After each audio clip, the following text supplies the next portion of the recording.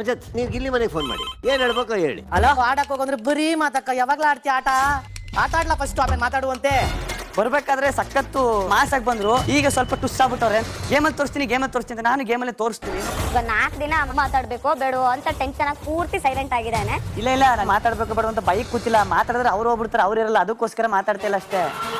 Super Sunday with Sudeep. Hi ನಮಸ್ಕಾರ, big boss ಅಪ್ಡೇಟ್ಗೆ ಸ್ವಾಗತ. ಎಪಿಸೋಡಲ್ಲಿ ಸ್ವಲ್ಪ ಫನ್ ಇರುತ್ತೆ. ಅದೇ ರೀತಿ ಸುದೀಪ್ ಸರ್ ಒಂದು ಟಾಸ್ಕನ್ನು ಕೊಟ್ಟಿದ್ದಾರೆ. ಅದು ಏನು ಅಂತ ನೋಡೋಣ. ಹಾಗೆ ಬಿಗ್ ಬಾಸ್ ಮನೆಯಿಂದ ಈ ವಾರ ಯಾರು ಹೊರಬಂದಿದ್ದಾರೆ ಅಂತ ನೋಡೋಣ. ಅದಕ್ಕೂ ಮೊದಲು ನೀವಿನ್ನು ನಮ್ಮ ಚಾನಲನ್ನು ಸಬ್ಸ್ಕ್ರೈಬ್ ಮಾಡಿಲ್ಲ ಅಂದರೆ ಈಗಲೇ ಸಬ್ಸ್ಕ್ರೈಬ್ ಮಾಡಿ.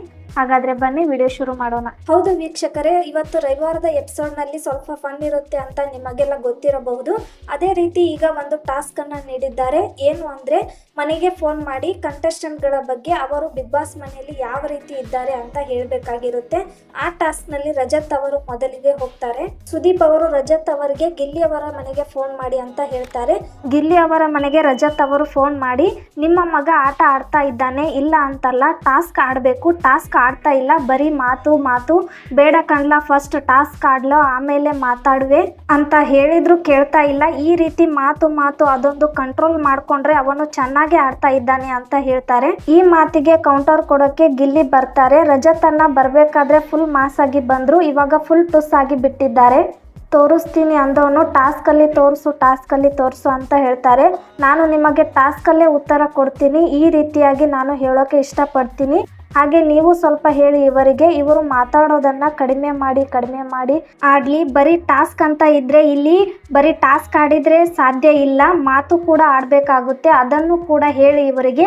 ಮಾತಾಡಿದ್ರೆ ಇವರು ಬಿಗ್ ಬಾಸ್ ಮನೆಯಲ್ಲಿ ಇರ್ತಾರೆ ಅಂತ ಗಿಲ್ಲಿ ಅವರು ಕೌಂಟರ್ ಕೊಡ್ತಾ ಇದ್ದಾರೆ ಅಂತ ಹೇಳ್ಬೋದು. ನಂತರದಲ್ಲಿ ಚೈತ್ರಾ ಕುಂದಾಪುರ್ ಅವರು ಹೇಳ್ತಾ ಇದ್ದಾರೆ, ನಾವು ಬಿಗ್ ಬಾಸ್ ಮನೆಗೆ ಬಂದಾಗ ಫುಲ್ ಫೈರ್ ಆಗಿ ಇದ್ರು ಗಿಲ್ಲಿ ಅವರು. ಆಮೇಲೆ ಮಾಡಿದ ತಪ್ಪಿಗೆ ಮಾತಾಡ್ಲೋ ಬೇಡವಾ ಅಂತ ಭಯದಲ್ಲೇ ಇದ್ದಾರೆ. 4 ದಿನದಿಂದ ಮಾತಾಡೋಕೆ ಆಗ್ತಾ ಇಲ್ಲ, ಆ ಮಟ್ಟಿಗೆ ಬಂದಿದ್ದಾರೆ. ಇದು ನಮ್ಮ ಹವಾ ಅಂತ ಚೈತ್ರ ಅವರು ಹೇಳ್ತಾರೆ. ಇದಕ್ಕೆ ಸರಿಯಾಗಿ ಕೌಂಟರ್ ಕೊಡ್ತಾರೆ ಅಂತ ಹೇಳ್ಬೋದು. ನಾನು ಮಾತಾಡೋಕೆ ಭಯ ಅಂತ ಮಾತಾಡ್ತಾ ಇಲ್ಲ, ನಾನು ಎಲ್ಲಿ ಮಾತಾಡ್ಬಿಟ್ರೆ ನೀವೆಲ್ಲ ಮನೆಯಿಂದ ಹೋಗ್ತೀರಾ, ನನ್ನ ಮಾತನ್ನು ತಡ್ಕೊಳ್ಳೋಕೆ ನಿಮಗೆ ಆಗೋದಿಲ್ಲ ಅನ್ನೋದಕ್ಕೆ ನಾನು ಮಾತಾಡ್ತಾ ಇಲ್ಲ. ನಾನೇನಾದರೂ ಮಾತಾಡೋಕೆ ಶುರು ಮಾಡಿದರೆ ನೀವು ಇಲ್ಲಿ ಇರೋಕೆ ಆಗಲ್ಲ, ಆ ರೀತಿ ಮಾತಾಡ್ತೀನಿ. ನಿಮಗೆ ಗೊತ್ತಾಗುತ್ತೆ, ಮುಂದೆ ನೀವು ಇನ್ನೂ ಇರ್ತೀರಲ್ವ, ಆವಾಗ ನಿಮಗೆ ಮಾತಲ್ಲೇ ಯಾವ ರೀತಿ ಪಾಠ ಕಲಿಸ್ತೀನಿ ನೋಡಬಹುದು. ಚೈತ್ರ ಅವರೇ, ನೀವೇನೋ ಹೇಳಿದ್ರಲ್ಲ ಫೈರ್ ಬ್ರ್ಯಾಂಡ್ ಅಂತ ಇದ್ರಿ ಅಂತ. ನಾನು ಫೈರ್ ಬ್ರ್ಯಾಂಡ್ ಅಲ್ಲ, ಆ ಫೈರ್ ಬ್ರ್ಯಾಂಡ್ಗೆ ನಾನು ಟ್ಯಾಗ್ಲೈನ್ ಕೊಟ್ಟಿದ್ದು ಅಂತ ಹೇಳಿ ಈ ರೀತಿಯಾಗಿ ಕೌಂಟರ್ ಕೊಡ್ತಾ ಇದ್ದಾರೆ. ಈ ರೀತಿ ಟಾಸ್ಕ್ ಚೆನ್ನಾಗಿ ಆಡ್ತಾ ಇದ್ದಾರೆ. ಹಾಗೆ ಈ ವಾರ ಬಿಗ್ ಬಾಸ್ ಮನೆಯಿಂದ ಯಾರು ಹೊರ ಬಂದಿರಬಹುದು ಅಂತ ನೋಡೋದಾದ್ರೆ ಜಾನ್ವಿ ಅವರು ಬಿಗ್ ಬಾಸ್ ಮನೆಯಿಂದ ಹೊರ ಬಂದಿರಬಹುದು, ಕೆಲವು ಕಡೆ ಮಾಹಿತಿ ಬರ್ತಾ ಇದೆ ಅಂತ ಹೇಳ್ಬೋದು. ಹಾಗಾದ್ರೆ ವೀಕ್ಷಕರೇ, ನಿಮ್ಮ ಪ್ರಕಾರ ಬಿಗ್ ಬಾಸ್ ಮನೆಯಿಂದ ಯಾರು ಹೊರ ಬರಬೇಕಿತ್ತು ಎನ್ನುವ ನಿಮ್ಮ ಅನಿಸಿಕೆಯನ್ನು ಕಮೆಂಟ್ ಮೂಲಕ ತಿಳಿಸಿ.